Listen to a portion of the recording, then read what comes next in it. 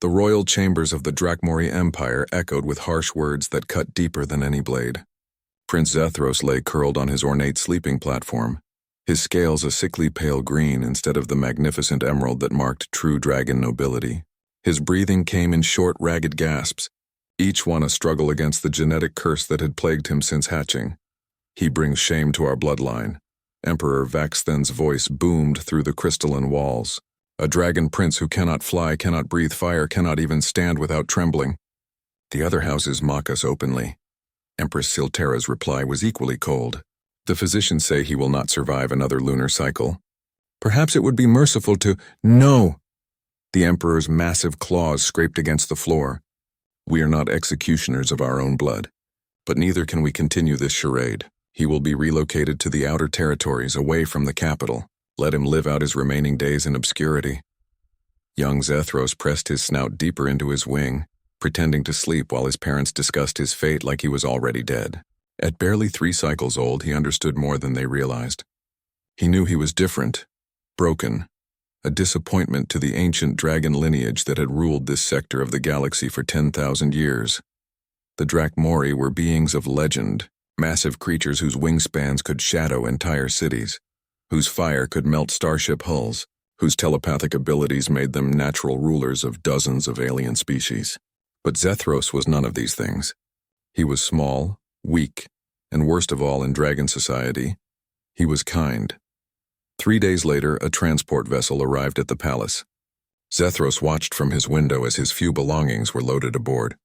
No ceremonial guard, no royal fanfare. Just a simple cargo hauler that would carry the failed prince to a forgotten moon on the Empire's edge. The journey took 2 weeks through hyperspace. Zethros spent most of it unconscious, his frail body unable to handle the stress of travel. When he finally awakened, he found himself in a sparse medical facility on Kepler 442c, a backwater moon used primarily for mining operations and military research. The facility director, a stern Drakmori female named Dr. Vexus, examined him with clinical detachment. "The Emperor's orders are clear," she told her assistants. "Provide basic care, but do not waste resources on experimental treatments. This one is beyond saving." For weeks, Zethros existed in a state between living and dying. The medical staff attended to his basic needs but showed no warmth, no hope. He was fed synthetic nutrients through tubes, given minimal exercise, and left alone for hours at a time. The other patients in the facility were soldiers recovering from battle wounds, their conversations filled with tales of glory and conquest that only reminded Zethros of everything he could never be. His condition worsened daily. The scales along his neck began to dull and flake. His already labored breathing became more erratic, and his telepathic abilities, never strong to begin with, faded to barely a whisper. Dr. Vexus made fewer visits to his room, clearly preparing for the inevitable. It was during one of these dark nights that everything changed. A new transport had arrived carrying wounded from a border skirmish with the Terran Federation, humanity's expanding alliance. Among the casualties was someone unexpected, a human medic who had been captured while treating enemy wounded under the galactic codes of war. The human was brought to the facility not as a patient, but as a temporary prisoner, held until diplomatic exchanges could be arranged. His name was Marcus Chen, a field medic with 20 years of experience across a dozen different alien physiologies. He was placed in a holding area near the medical wing, supposedly secure but with limited supervision due to the facility's focus on their dragon patients. Marcus had always possessed an insatiable curiosity about alien life forms, particularly the medical challenges they presented. Despite his status as a prisoner, he couldn't help but observe the treatment protocols around him. What he saw in the dragon facility troubled him deeply. Late one night, while the skeleton crew dozed at their posts, Marcus heard something that made his heart ache. The sound of labored breathing and soft, barely audible whimpers coming from a room at the end of the corridor. His medical instincts overrode his common sense, and he quietly made his way toward the sound. What he found changed everything. In a sterile room lit only by emergency lighting lay a young dragon, clearly dying, clearly alone. The creature was so small compared to the adult dragons he had seen in battle, its scales patchy and pale, its breathing shallow and desperate. But what struck Marcus most were the creature's eyes, intelligent, aware and filled with a sadness that transcended species barriers. Zethros sensed the human's presence before seeing him. The alien's emotions were strong and clear, even to his weakened telepathic senses: concern, compassion, and something the young dragon had never experienced from his own kind: unconditional care for a stranger's suffering. Marcus approached slowly, his hands visible and non-threatening. He had no idea if the young dragon could understand his words, but he spoke softly anyway. "Hey there, little one. You're not looking so good, are you?" Zethros tried to lift his head but managed only a slight movement. The human's voice was gentle, free of the clinical coldness he had grown accustomed to. Through their brief mental connection, he sensed that this strange alien actually cared about his pain. "I'm a doctor," Marcus continued, moving closer despite every regulation that forbade contact with dragon nobility. "I know you probably can't understand me, but I might be able to help. Would you let me try?" For the first time in his short life, Prince Zethros felt something he had never experienced: hope. As the human's careful hands began their examination, neither of them could have imagined that this chance encounter would reshape the destiny of two species and challenge everything both civilizations believed about strength, worth, and what it truly meant to be powerful. Marcus Chen had treated battlefield wounds from dozens of alien species, but nothing had prepared him for the complexity of dragon physiology. As he carefully examined the young creature, his experienced eyes caught details that the Drakmori medical staff had either missed or dismissed as irrelevant. The dragon's breathing patterns weren't just weak, they were wrong. His diaphragm moved in a rhythm that suggested respiratory distress, but Marcus noticed something else: tiny vestigial structures along the creature's throat that resembled primitive gills. Most telling of all, the dragon's scales showed signs of severe dehydration. Yet the medical charts indicated he was receiving adequate fluids. "You're not just sick," Marcus whispered, gently palpating the dragon's neck. "You're drowning in air." Zethros felt the human's touch, careful and warm, unlike the cold efficiency of his usual caretakers. Through their mental link, he sensed the alien's growing excitement and understanding. For the first time, someone was seeing him as more than a failure. Marcus spent the next 3 nights sneaking into Zethros' room, conducting his own examinations by emergency lighting. He discovered that dragon physiology was far more complex than the Drakmori medical text suggested. Their respiratory systems were dual functioning, designed to process both atmospheric gases and specialized nutrient vapors that most species couldn't even detect. The young prince wasn't genetically defective, he was being slowly poisoned by the standard medical protocols. The synthetic nutrients fed to him through tubes contained compounds that were toxic to his particular variant of dragon physiology. Worse, the atmospheric processors in the medical facility were stripping away trace elements that he needed to survive. "Your people don't understand their own biology," Marcus explained during one of their clandestine meetings. "You're not defective. You're just different. Your body processes energy differently than other dragons." Zethros listened with growing amazement. Through his telepathic abilities, he could sense the human's genuine fascination and respect for the complexity of alien life. Marcus saw him not as a broken prince, but as a remarkable example of evolutionary adaptation. Working with makeshift equipment and borrowed supplies, Marcus began secretly treating Zethros with modified atmospheric mixtures and carefully prepared nutrient solutions. He had to be incredibly careful. Discovery would mean immediate execution for interfering with dragon nobility, no matter how good his intentions. The changes were subtle at first. Zethros' breathing became slightly easier. His scales began to show hints of their natural color. But more importantly, his telepathic abilities grew stronger, allowing for clearer communication between the unlikely pair.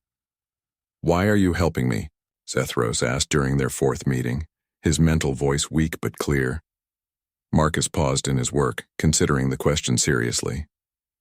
"Because every life has value regardless of what others think about it. In my culture we have a saying: the measure of a civilization isn't how it treats its strongest members, but how it cares for its weakest." The concept was foreign to Zethros. Dragon society valued only strength, power, and conquest. The weak were abandoned or eliminated to strengthen the bloodline. Yet here was this small, fragile human risking everything to save someone he had never met, someone from an enemy species. "Your culture sounds strange," Zethros admitted, "but I like it better than mine." As the days passed, their bond deepened. Marcus shared stories of human exploration, of the diversity of Earth's ecosystem, of how humanity had learned to value cooperation over domination. Zethros told Marcus about the loneliness of growing up different, about watching from windows as other young dragons learned to fly while he could barely stand. "Have you ever tried to fly?" Marcus asked one night. "I cannot. My wings are too weak, my body too heavy." Marcus examined the prince's wing structure carefully. "Your wings aren't weak, they're designed differently. Look at this bone density, these muscle attachments. You're built for precision, not power.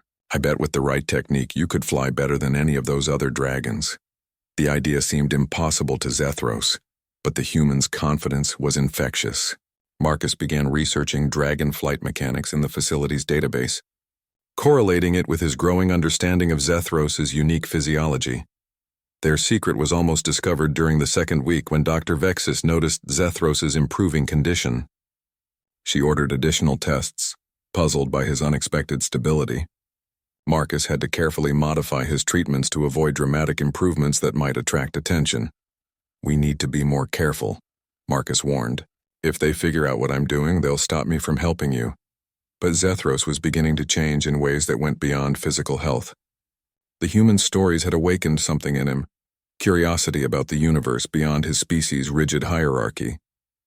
He began asking questions about other worlds, other cultures, other ways of thinking about strength and value. "Tell me more about your people's exploration," he requested one night. Marcus smiled, pulling up star charts on a borrowed tablet. "Humans explore not because we're the strongest or the smartest, but because we're curious. We want to understand, to learn, to find common ground with other species. Even with dragons who have killed your people in war? Even then, I see intelligence in your eyes, kindness in your heart. If a dragon can be kind, if a human can care for a dragon, maybe there's hope for peace between our peoples." As Marcus continued his treatments, he began documenting everything he learned about Zethros' unique physiology. His medical logs became a detailed study of dragon biology that far exceeded anything in the Drakmori databases. He realized that what he was learning could revolutionize medical treatment for an entire species, if anyone would listen to a human prisoner. But their time was running out. Marcus could hear the guards discussing his pending transfer to a prisoner exchange facility. Soon he would be sent back to human space, leaving Zethros to face his fate alone. "I won't abandon you," Marcus promised during what they both feared might be their last meeting. "If I can't stay here to help, I'll find another way." Zethros felt the human's determination but also his growing desperation. They both knew that once Marcus was gone, the young prince would quickly deteriorate again. Worse, Dr. Vexus was becoming increasingly suspicious of his temporary improvement. That night, as sirens wailed across the facility announcing an incoming emergency transport, neither Marcus nor Zethros could have imagined that the next 24 hours would test everything they had learned about courage, loyalty, and the true meaning of strength. The universe was about to discover what happened when human determination met dragon nobility, even if that dragon was considered the weakest of his kind. The emergency transport brought devastating news to the medical facility. A massive human fleet had appeared at the edge of the Drakmori system, demanding the return of all prisoners according to the galactic conventions. Dr. Vexus received direct orders from the Emperor. Himself, all human captives were to be transferred to the central command station within 48 hours. Marcus felt his heart sink as the facility erupted into controlled chaos. Guards were doubling security protocols. Medical staff were preparing transfer documents, and his own departure was moved up by 3 days. He had less than 2 days to figure out how to save Zethros. "They're taking you away," the young dragon said telepathically when Marcus arrived for what might be their final meeting. Despite his improvements, Zethros still looked fragile under the harsh medical lighting. "I know," Marcus replied, checking his improvised medical equipment one last time. "But I've been thinking about this. Your people don't understand your condition, which means they'll never properly treat it. You need to come with me." The suggestion was so outrageous that Zethros almost laughed. "I am a prince of the Drakmori Empire. They would never allow it, and even if they did, your people would see me as an enemy." "Not all of them," Marcus said firmly. I've been recording everything about your treatment, documenting your unique physiology. There are human scientists who would be fascinated by what I've learned. More importantly, there are doctors who could help you reach your full potential. Over the next several hours, Marcus outlined his desperate plan. The facility's security was focused on preventing humans from escaping, not on keeping dragon patients inside. Zethros' royal status meant he wasn't monitored as closely as other patients. Who would expect a dying prince to attempt an escape? It's insane, Zethros admitted, but Marcus could sense the dragon's growing excitement through their mental link. The best plans usually are, Marcus replied with a grin. The plan required perfect timing. During the shift change at 0300 hours, when the facility's security was momentarily reduced, Marcus would disable the monitoring systems in Zethros' room. The young dragon would need to make his way to the transport bay, where Marcus had already identified a maintenance shuttle that could reach human space. But I can barely walk for more than a few minutes, Zethros protested. Then we'll modify your treatment, Marcus said, pulling out a medical injector he had been saving. I've been working on a concentrated dose of the atmospheric compounds your body needs. It should give you enough strength for the journey, but we'll only get one chance. The injection was risky. Too much and it could overwhelm Zethros' delicate system. Too little and he wouldn't have the strength to escape. Marcus had run the calculations dozens of times, but dragon physiology was still largely unknown to human medicine. As the hour approached, both knew they were gambling everything on an impossible plan. If caught, Marcus would likely be executed as a spy, and Zethros would be returned to his family's custody in disgrace. But staying meant certain death for the young dragon, and a lifetime of regret for the human who had come to see him as far more than a patient. Are you sure about this? Marcus asked one final time as he prepared the injection. Zethros looked at him with eyes that had grown stronger and more determined over the past weeks. You have shown me that there are different ways to be strong. I want to learn what those ways are. The injection took effect quickly. Zethros felt energy flowing through his body like he had never experienced. His scales brightened, his breathing deepened, and for the first time in his life he felt truly alive rather than merely surviving. Moving through the facility's corridors was like navigating a maze. Marcus had memorized the guard rotations and security protocols, but they still encountered 2 close calls where they had to hide in maintenance alcoves as patrols passed by. Zethros was amazed by his own mobility. The human's treatment hadn't just stabilized his condition, it had unlocked capabilities he never knew he possessed. His movements were swift and silent, his enhanced telepathic abilities allowing him to sense approaching guards before Marcus could hear them. They reached the transport bay without triggering any alarms, but their luck ran out at the maintenance shuttle. Dr. Vexus stood waiting for them, flanked by 4 armed guards. Did you really think you could steal a royal dragon right from under our noses? She asked Marcus coldly. Your biometric readings have been monitored since the day you arrived. We know about every unauthorized visit to the prince's quarters. Marcus stepped protectively in front of Zethros, though the gesture seemed futile against armed Drakmori soldiers. If you knew, why didn't you stop me earlier? Dr. Vexus smiled without warmth. Because we wanted to see what you would do. The Emperor is quite interested in human audacity. Taking a member of the royal family hostage will provide excellent leverage in the coming negotiations. I'm not a hostage. Zethros spoke aloud for the first time in weeks, his voice clear and strong. I choose to go with him. The doctor's expression shifted to surprise. She had expected to find the dying prince being carried by his human captor, not standing upright and speaking with authority. Your Highness, this human has clearly manipulated your weakened mental state, she said carefully. Return to your quarters and we will discuss appropriate punishment for this breach of security. No. The single word carried surprising power. Marcus has shown me more kindness in 3 weeks than my own people have in my entire life. He has proven that strength comes in many forms, and that my differences are not failures but gifts. The guards raised their weapons, but Dr. Vexus hesitated. Royal blood was sacred in dragon culture, and harming a prince, even one considered defective, carried severe consequences. Marcus sensed the moment of uncertainty and acted. He triggered a device he had been preparing, an electromagnetic pulse that disabled the facility's power grid and plunged the transport bay into darkness. Emergency lighting flickered on, but in the confusion he and Zethros reached the shuttle. "Stop them," Dr. Vexus shouted, but the guards hesitated to fire on a prince. As the shuttle's engines powered up, Marcus helped Zethros into the co-pilot's seat. The young dragon's eyes were bright with excitement and terror as they prepared for the most dangerous part of their escape, making it past the facility's defensive systems and into open space. "Whatever happens next," Zethros said as Marcus initiated launch sequences. "Thank you for showing me that I am more than my weaknesses." "Thank you for showing me what real courage looks like," Marcus replied, his hands steady on the controls despite the enormity of what they were attempting. Behind them, alarms screamed throughout the facility as the shuttle lifted off into the star-filled darkness. They had successfully escaped the medical station, but their real challenge was just beginning, convincing a human fleet that a dragon prince seeking asylum was not an elaborate trap.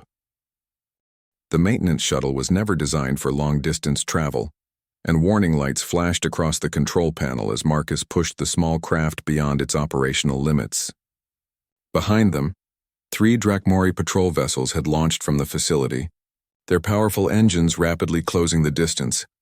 "They're gaining on us," Marcus said, his knuckles white as he gripped the flight controls. Zethros closed his eyes and extended his telepathic senses, something he had never been strong enough to do before Marcus's treatments. The dragon pursuer's thoughts came through clearly. They had orders to disable the shuttle and recover the prince at any cost. Human casualties were considered acceptable. "They mean to destroy us if necessary," Zethros warned. "My life is less important to them than preventing what they see as a catastrophic security breach." Marcus checked their position relative to the human fleet. They were still 6 hours away from the nearest Terran vessel, and their fuel would run out in 4. Worse, the shuttle's communications array was too weak to reach human ships from their current distance. "Then we need to do something they won't expect," Marcus said, studying the navigation charts. "There's an asteroid field about 2 hours ahead. If we can reach it, we might be able to lose them in the debris." The next 2 hours were the longest of both their lives. The Drakmori ships continued closing, occasionally firing warning shots that grew increasingly accurate. Zethros used his enhanced telepathic abilities to monitor their pursuers' intentions, giving Marcus precious seconds of advance warning when they prepared to fire. When they finally reached the asteroid field, Marcus proved why human pilots had earned grudging respect even from their enemies. He threaded the shuttle through gaps that seemed impossibly narrow, using gravity wells and debris clouds to mask their signature. Zethros, despite his inexperience with space travel, proved to have an intuitive understanding of 3-dimensional navigation that complemented Marcus's skills perfectly. "There," Zethros said, pointing to a massive asteroid honeycombed with caves. "I can sense the mineral composition. It will block their sensors." They landed the shuttle deep within one of the caverns, just as their fuel reserves hit critical levels. The Drakmori ships continued searching the field, but the asteroid's unique electromagnetic properties made detailed scans impossible. "We're safe for now," Marcus said, but his expression remained grim. "The problem is we're also trapped. No fuel, limited life support, and no way to signal for help." Zethros examined their surroundings with growing excitement. The cavern walls contained unusual crystalline formations that seemed to pulse with their own inner light. His enhanced senses detected something the human instruments missed. The crystals were naturally generating the same atmospheric compounds his body needed to function. "Marcus, look at this," he said, approaching one of the crystal formations. "I think this asteroid might save our lives." Over the next several hours, they discovered that the asteroid was more than a hiding place. It was a naturally occurring medical facility, perfectly suited to dragon physiology. The crystals not only produced the atmospheric compounds Zethros needed, but also generated a type of energy that strengthened his already improving condition. "This is incredible," Marcus said, taking readings with his medical scanner. "These formations are producing compounds I've never seen before. Your body is processing them like they were designed specifically for your physiology." Zethros felt stronger than he had ever been. The combination of Marcus's treatments and the asteroid's natural properties was awakening capabilities he never knew he possessed. Most remarkably, he found he could consciously control the crystal formations, encouraging them to produce specific compounds. "I think I understand now," he said, his mental voice filled with wonder. "I'm not a failed dragon, I'm an evolved one.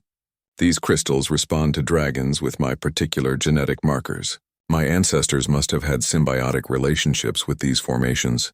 The revelation was staggering. If Zethros was right, then what the Drakmori considered genetic defects were actually ancient adaptations that had been bred out of the royal lines in favor of raw physical power. He wasn't weak.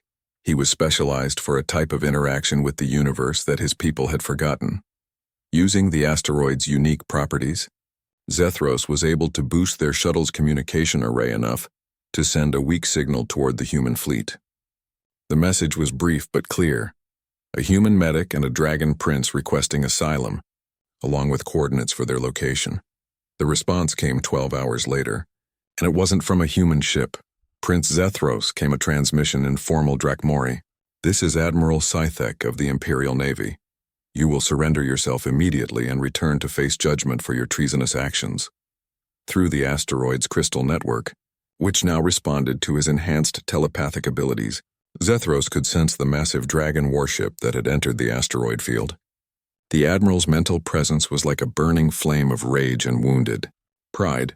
The escape of a royal dragon with a human was seen as a humiliation that demanded blood.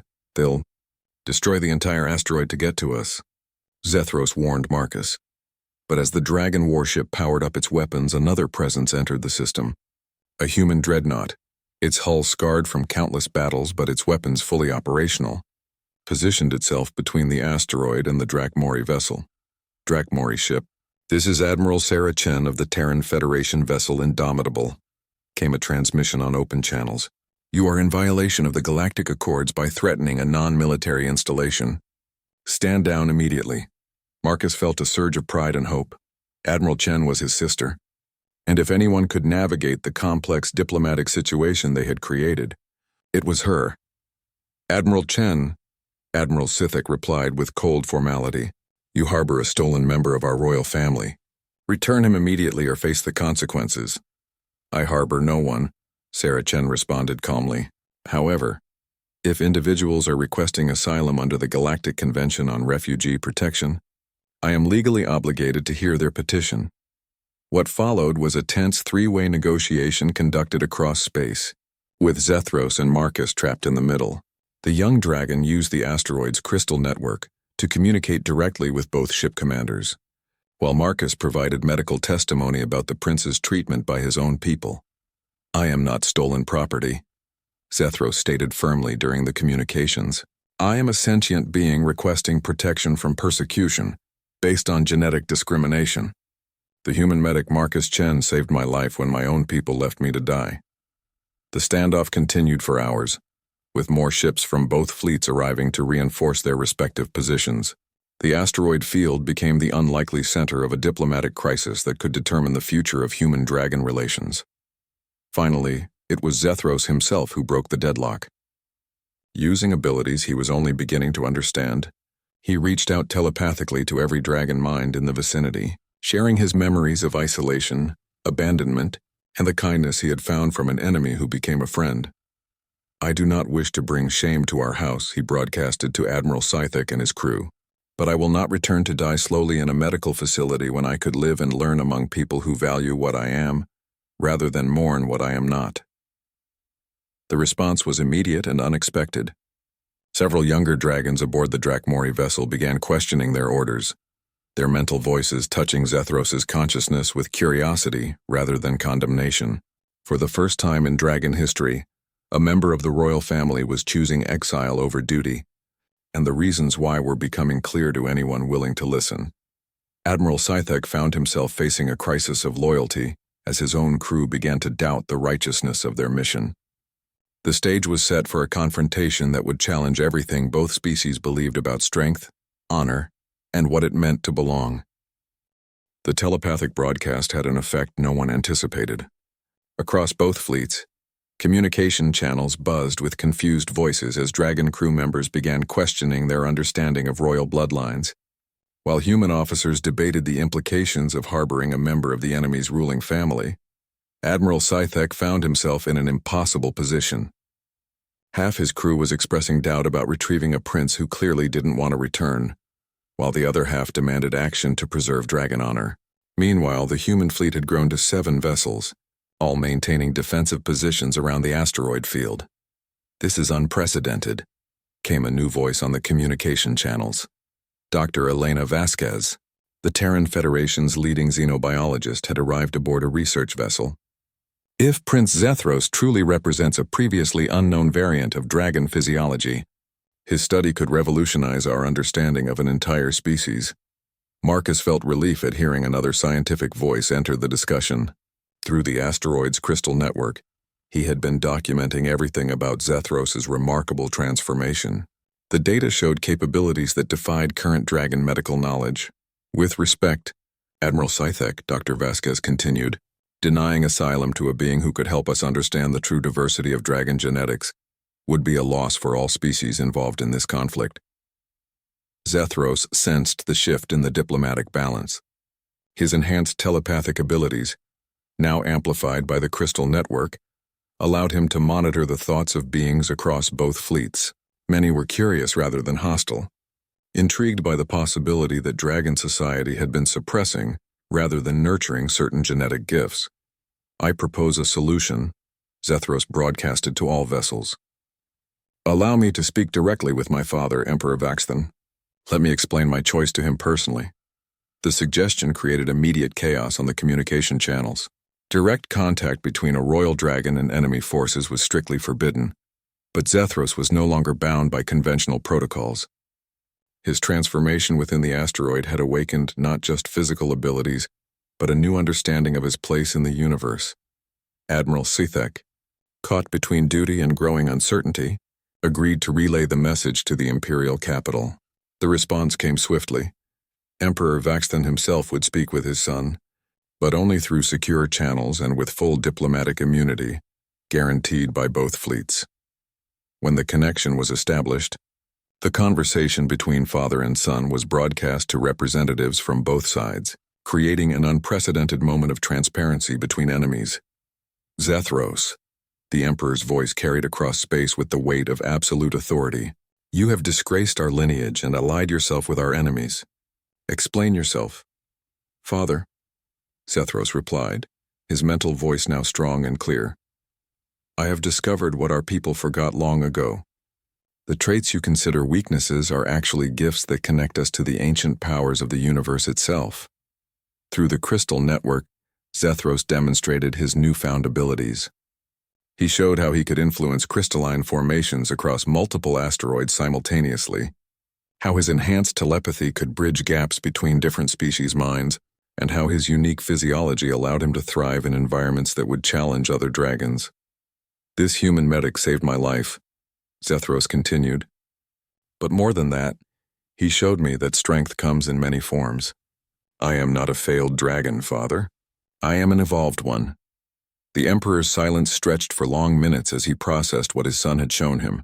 When he finally spoke, his voice carried a note of uncertainty that few had ever heard from the absolute ruler of the Drakmori Empire. "You would abandon your people for these aliens?" "I would learn from them so that I can better serve our people," Zethros corrected. "The human Marcus Chen understood my physiology better in 3 weeks than our own medical experts did in 3 years. Imagine what our healers could learn from human medicine. Imagine how our explorers could benefit from human curiosity and adaptability." Marcus listened with growing amazement as the young dragon he had helped save began, articulating a vision for cooperation that went far beyond their original escape plan. Zethros wasn't just seeking asylum. He was proposing a bridge between species that had been at war for decades. Dr. Vasquez immediately grasped the implications. "Your Majesty," she interjected respectfully, "your son could become the first formal cultural and scientific exchange representative between our peoples. His unique physiology and experiences make him ideally suited for such a role." Emperor Vaxthon's response surprised everyone. "You would trust our people enough to allow a member of our royal family to live among you? To study your science and observe your society? Your son risked everything to save my brother's life," Admiral Sarah Chen replied. "That tells me more about his character than his bloodline ever could. If he wishes to learn from us, we would be honored to teach him." The negotiation that followed lasted 18 hours and involved representatives from the highest levels of both governments. Zethros found himself at the center of discussions about prisoner exchanges, trade agreements, and the possibility of limited cooperation in scientific research. Throughout it all, the young dragon remained within the asteroid's crystal network, drawing strength from the formations while serving as a living bridge between two species that had never truly tried to understand each other. "I have conditions," Emperor Vaxthan finally announced. "If my son chooses this path, he does so as an official ambassador of the Drakmori Empire. His safety will be guaranteed by the highest levels of human government, and he will report regularly on his experiences. And I have conditions as well," Zethros added, his confidence growing with each exchange. "Marcus Chen will be my primary medical advisor and cultural guide. His expertise in dragon physiology makes him invaluable to my continued development." Marcus felt overwhelmed by the sudden responsibility, but also deeply honored. The scared, dying dragon he had treated in secret had become a diplomatic force capable of reshaping interstellar relations. Admiral Scythek, who had watched the entire exchange with growing amazement, finally spoke. "Your Highness, your transformation is remarkable. I withdraw my demand for your immediate return, but I request permission to observe your progress firsthand." "Granted," Zethros replied immediately. "In fact, I invite any dragon who wishes to understand these new possibilities to visit and learn alongside me." As agreements were formalized and diplomatic protocols established, no one could have predicted that this moment would mark the beginning of the first formal peace negotiations between humans and dragons in over a century. The frail prince who had been abandoned by his own people was about to become the catalyst for a new era of cooperation and understanding. But first, they had to successfully navigate the complex process of integrating a dragon prince into human society, a challenge that would test the patience and adaptability of both species in ways neither could imagine. The Terra Nova research station orbited Kepler 442d, a garden world that had become humanity's primary xenobiology research facility. 6 months after the dramatic rescue from the asteroid field, the station had been transformed into something unprecedented. The first joint human-dragon scientific collaboration in galactic history. Zethros' arrival had sparked changes no one had anticipated. His unique physiology continued to evolve under Marcus's careful guidance, revealing abilities that challenged everything both species thought they knew about dragon biology.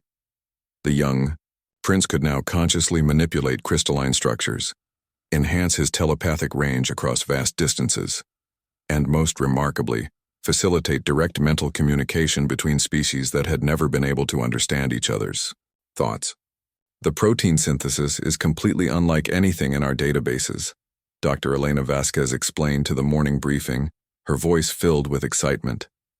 "Zethros' body doesn't just process nutrients, it actually transforms them into entirely new compounds that enhance cognitive and telepathic functions." Marcus nodded, reviewing his latest medical scans. The Dragon Prince had grown significantly over the past 6 months, not just physically, but in confidence and capability. His scales now shimmered with a deep emerald that was more vibrant than even the purest dragon bloodlines, and his telepathic abilities had reached levels that impressed even visiting dragon scholars. "More importantly," Marcus added, "we're seeing evidence that these capabilities aren't unique to Zethros. Our analysis suggests that roughly 12% of the dragon population carries genetic markers for similar adaptations."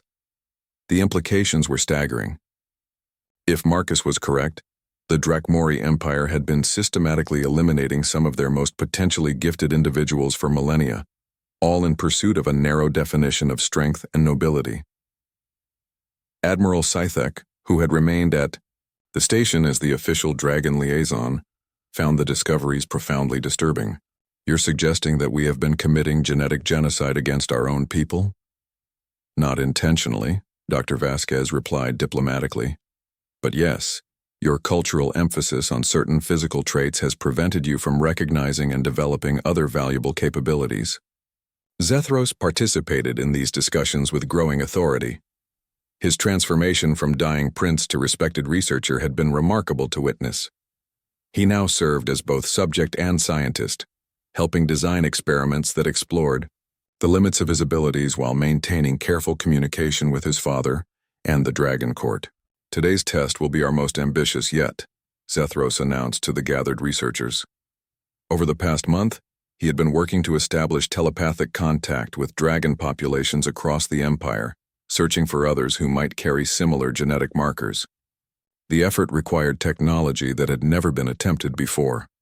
A hybrid system combining human quantum communication arrays with crystalline formations that Zethros had learned to grow and shape. The crystals served as biological amplifiers for his telepathic abilities, potentially allowing him to reach across interstellar distances. "Remember," Marcus warned as they prepared the experiment, "if you feel any strain at all, we stop immediately. We're still learning about the limits of your capabilities." Zethros appreciated his friend's concern, but he felt more confident in his abilities than ever before. The combination of proper medical treatment, understanding of his unique physiology, and the supportive environment of the research station had allowed him to flourish in ways he never thought possible. As the quantum array powered up, Zethros extended his consciousness through the crystal network. His telepathic awareness expanded beyond the station, beyond the solar system, reaching toward distant dragon worlds with a clarity that amazed even him. The response was immediate and overwhelming. Across the Empire, dragons with suppressed genetic gifts suddenly felt a connection they had never experienced. Young dragons who had been marked as defective found their minds touched by someone who understood their struggles. Adults who had learned to hide their differences felt hope for the first time in decades. "I'm receiving thousands of mental signatures," Zethros reported, his voice strained but excited. "There are so many of them, Marcus. Hundreds of thousands of dragons who carry these genetic markers." Dr. Vasquez monitored the quantum readings with growing amazement. "The telepathic energy output is off the charts. You're not just communicating. Across space, you're creating a network of connected minds." But the experiment revealed more than genetic diversity. Through his telepathic connections, Zethros began receiving reports of political unrest within the Empire. News of his transformation and the scientific discoveries at Terra Nova had spread throughout dragon society, creating factions that questioned traditional power structures. "Father," Zethros said during his weekly communication with Emperor Vaxthan, "the Empire is changing. Many of our people want to learn about these new possibilities." The Emperor's response was troubled. "Your discoveries have created complications. Several noble houses are demanding that their own defective children be allowed to visit your research facility. Others insist that you return immediately to restore proper order." Zethros felt the weight of responsibility settling on his shoulders. His personal transformation had sparked a revolution of thought that was spreading across an entire civilization. Dragons who had been outcasts were beginning to organize, demanding recognition and opportunity to develop their unique gifts. "Perhaps it is time for a formal delegation," Zethros suggested. "Bring some of our most conservative leaders here to see the research firsthand. Let them witness what becomes possible when we embrace diversity instead of fearing it." The proposal was ambitious and dangerous. Bringing high-ranking dragon nobles to a human facility would be seen by many as unprecedented cooperation with the enemy. But it might also be the only way to prevent the growing unrest from erupting into civil war. Marcus supported the idea enthusiastically. "We've learned so much from Zethros that we could revolutionize dragon medicine across the Empire. Imagine what we could accomplish with willing cooperation from dragon scholars and researchers." Over the following weeks, delicate negotiations took place between the highest levels of both governments. The proposal faced fierce opposition from conservative factions in both species, but it also had unexpected supporters. Human scientists were eager to expand their xenobiological research, while progressive dragons saw an opportunity to challenge ancient prejudices. The breakthrough came when 3 young dragons from noble families arrived at Terra Nova as exchange students. Each carried genetic markers similar to Zethros's, and each had been considered failures by their respective houses. Watching these young dragons transform under proper care and understanding was like witnessing miracles on a daily basis. One developed abilities to commune with crystalline networks across entire star systems. Another discovered she could facilitate healing in ways that surpassed traditional dragon medicine. The third revealed capabilities for 3-dimensional space navigation that made him more valuable than any starship computer. We're not just studying dragon physiology, Marcus realized as he documented their progress. We're witnessing the emergence of an entirely new understanding of what dragons can become. Admiral Sci-Fi, initially skeptical of the human research methods, found himself becoming one of their strongest advocates. These younglings display capabilities that our greatest heroes of legend could barely match, he reported to the Dragon High Command. The humans have not corrupted them, they have revealed gifts that were always present. As word of these successes spread, pressure mounted for an official diplomatic summit. Both governments realized they were witnessing something unprecedented. The possibility of cooperation that could benefit both species while challenging fundamental assumptions about strength, nobility, and the value of diversity. But success also brought danger. Conservative factions within the Dragon Empire began organizing resistance to what they saw as contamination of pure bloodlines. Meanwhile, human extremists argued that sharing advanced technology with dragons was a betrayal of their own species. The stage was set for a confrontation that would determine whether this new era of cooperation could survive the forces arrayed against it, and whether Zethros' transformation would ultimately save his people or divide them forever. 2 years after the first desperate escape from the medical facility, the Terra Nova research station hosted the most significant diplomatic gathering in galactic history. Representatives from both the Terran Federation and the Drakmori Empire had come together for formal peace negotiations, with Zethros serving as the unprecedented bridge between two civilizations. The young prince had continued to grow in ways that defied all previous understanding of dragon potential. Now approaching adult size but possessing capabilities that exceeded even the most legendary dragons of the past, he had become a living symbol of what was possible when diversity was embraced rather than suppressed. Emperor Vax then arrived aboard the Imperial flagship, accompanied by a delegation that included both progressive nobles eager to learn about the new discoveries and conservative hardliners determined to end what they saw as a dangerous experiment. The human delegation was equally diverse, featuring scientists excited by the research possibilities, alongside military leaders who remained skeptical of dragon intentions. "My son," the Emperor said when they met in person for the first time in over 2 years, "you have grown beyond all recognition." Zethros stood before his father with confidence and dignity that would have been impossible during his childhood. His scales reflected light in patterns that seemed almost crystalline, and his telepathic presence radiated calm authority. "I have become what I was always meant to be, Father. The question now is whether our people will embrace this evolution or continue to fear it." The formal negotiations began with both sides presenting their positions. The dragons demanded assurance that their genetic research would not be used to create weapons against them, while the humans insisted on protections for the dragon refugees who had sought asylum on human worlds. But beneath the surface of these diplomatic discussions lay a deeper question. Could two species overcome millennia of conditioning to forge a genuinely cooperative relationship? Zethros played a crucial role by facilitating direct telepathic communication between the negotiating teams. For the first time, human and dragon representatives could share not just words but emotions and intentions, creating a level of understanding that had never before been possible. "This is remarkable," Admiral Sarah Chen admitted during a private session with Admiral Scythek. Through Zethros' telepathic bridge, she could sense the dragon's genuine desire for peace and his struggle to reconcile duty to his empire with growing respect for human capabilities. "Your species is more complex than our military briefing suggested," Scythek replied.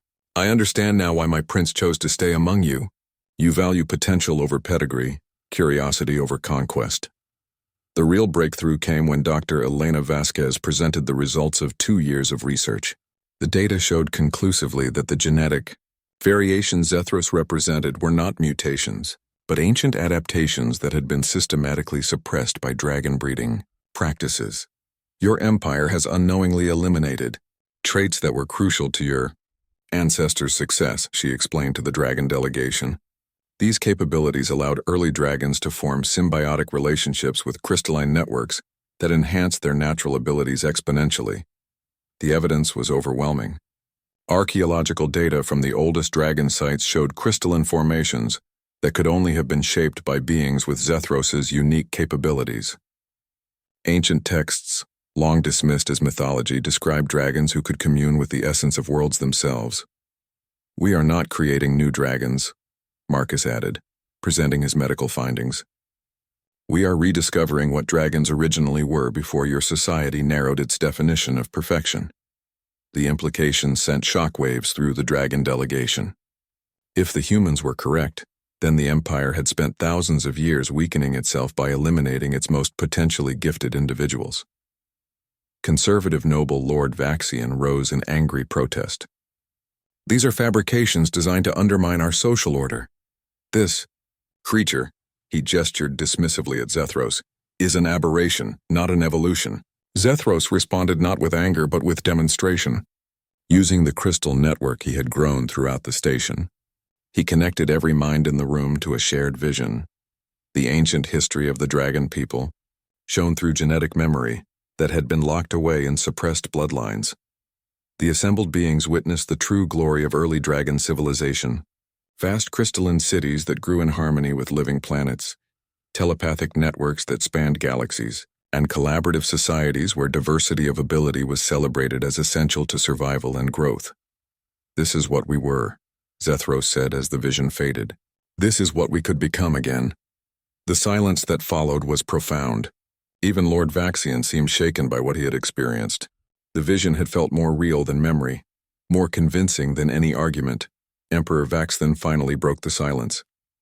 "If what you show us is true, then we have not just lost our way as a people, we have betrayed our own heritage." Over the following days, the negotiations transformed from cautious diplomatic maneuvering to genuine collaboration. The discovery that dragon society had been inadvertently damaging itself for millennia created an opportunity for fundamental change that even the most conservative leaders could not ignore. Agreements were reached on multiple levels. Medical cooperation would allow human techniques to help more dragons like Zethros reach their full potential. Scientific exchange would combine dragon crystalline manipulation abilities with human technological innovation. Most importantly, cultural programs would allow young dragons and humans to learn from each other's strengths. "We are writing the first chapter of a new era," Dr. Vasquez observed during the closing ceremonies. "Not just peace between our species, but genuine partnership based on mutual respect and understanding." Zethros stood between his father and Marcus Chen as the formal treaties were signed, a living bridge between worlds that had found common ground through the most unlikely circumstances. The dying prince who had been abandoned had become the catalyst for transformation that neither species could have achieved alone. "What will you do now?" Marcus asked his friend as they watched the signing ceremony. "Continue learning," Zethros replied with a smile that would have been impossible during his sickly childhood. "Help others like me discover their true potential, and maybe convince both our peoples that strength comes not from uniformity, but from embracing every form of excellence we can find." As the ceremony concluded and beings from two civilizations began planning their shared future, no one could have predicted the changes that would follow. The frail dragon prince's journey from abandonment to acceptance had proven that compassion and understanding could overcome even the deepest prejudices. In the years that followed, the Terra Nova research station would become the capital of a new kind of civilization, one where diversity was treasured, where the weak were cherished for their unique gifts, and where the measure of strength was not the power to destroy, but the wisdom to nurture what others might dismiss as worthless. Marcus Chen continued serving as Zethros' medical advisor and close friend, eventually becoming the first human to receive honorary dragon nobility for his contributions to their species' renaissance. Zethros himself grew into a leader whose influence extended far beyond the boundaries of either empire, inspiring countless beings to look beyond surface differences to find the extraordinary potential that exists in every living creature.